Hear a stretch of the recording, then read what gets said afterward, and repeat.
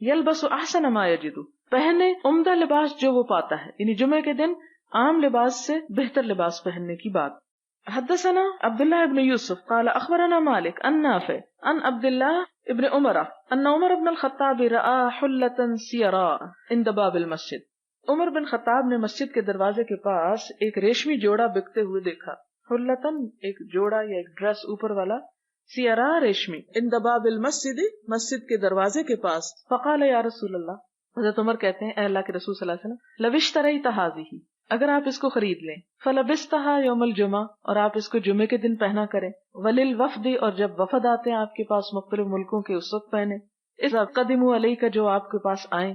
فقال رسول اللہ صلی اللہ علیہ وسلم، تو آپ نے فرمایا انما یلبس هذه من لا خلاق له فی الاخرہ، کہ اس قسم کا لباس تو وہ پہنتا ہے جس کا آخرت میں کوئی حصہ نہ ہو، یعنی اپنے لیے پسند نہیں کیا بہت قیمتی کپڑا. ثم جاءت رسول اللہ صلی اللہ علیہ وسلم منها حلل، پھر آپ صلی اللہ علیہ وسلم کے پاس ایسے جوڑے آئے، یعنی کسی بادشاہ نے بھجوائے ہوں گے یا کہیں سے بھی آئے. فآتا عمر بن الخطاب رضی اللہ عنہ منها حلتن، تو آپ نے عمر بن خطاب رضی اللہ تعالیٰ عنہ کو اس میں سے ایک ایسا ہی لباس دے دیا.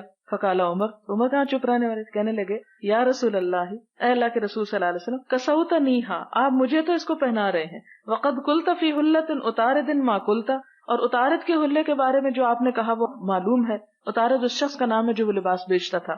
قال رسول اللہ صلی اللہ علیہ وسلم، آپ صلی اللہ علیہ وسلم نے فرمایا انی لم اکسو، کہا یہ میں نے تجھے اس لیے نہیں دیا لتلبسھا کہ تو خود پہن لے، یعنی یہ اس لیے دیا کہ جا کے اپنے گھر والوں کو دے دو یا کسی اور کو دے سکو تم، کیونکہ اب وہ چیز جو آتی تھی وہ آپ اپنے صحابہ میں تقسیم کر دیتے تھے.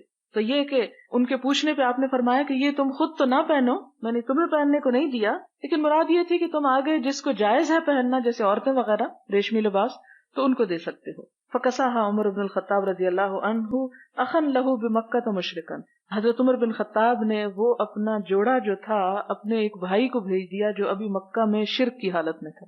یعنی اس سے کیا پتہ چلتا ہے کہ ایسی چیز غیر مسلم لوگوں کو بطور تحفہ دی جا سکتی ہے جو بذات خود تو حرام نہ ہو لیکن اس کا استعمال مخصوص حالت میں حرام ہو. مثلا شراب آپ تحفے میں نہیں دے سکتے، لیکن ریشمی کپڑا جو ہے وہ مرد کے لیے حرام لیکن عورت کے لیے حلال ہے، تو فی ذات ہی وہ حرام چیز نہیں ہے، یعنی ریشم حرام خود تو نہیں ہے، اس کا استعمال مرد کے لیے حرام ہے. لہذا آپ نے اس کو خود نہیں پہنا بلکہ اپنے کسی غیر مسلم بھائی کو بھیج دیا. اور بھائی سے مراد حقیقی بھی ہو سکتا ہے اور بھائی سے مراد یعنی دوست بھی ہو سکتا، فرینڈ.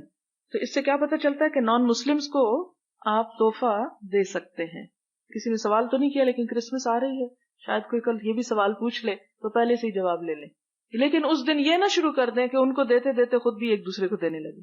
کیونکہ ہمارے ہاں تو اب یہ مشکل ہو گئی ہے نا کہ وہ چیزیں ہم نے اپنے لیے، اور یہ کس میں آ جاتا ہے؟ آپ صلی اللہ علیہ وسلم نے فرمایا من تشبہ بقوم فہو منہم، جو کسی قوم کی مشابہت اختیار کرتا ہے وہ اس کا شمار انہی میں سے ہو جاتا ہے. لہذا کرسمس ٹری اپنے گھروں میں لگانا یا اپنی شاپس میں یا اس کو اس طرح سیلیبریٹ کرنا کہ جیسے وہ ایک اسلامی تہوار ہے، تو اس کی بہرحال اجازت نہیں ہے.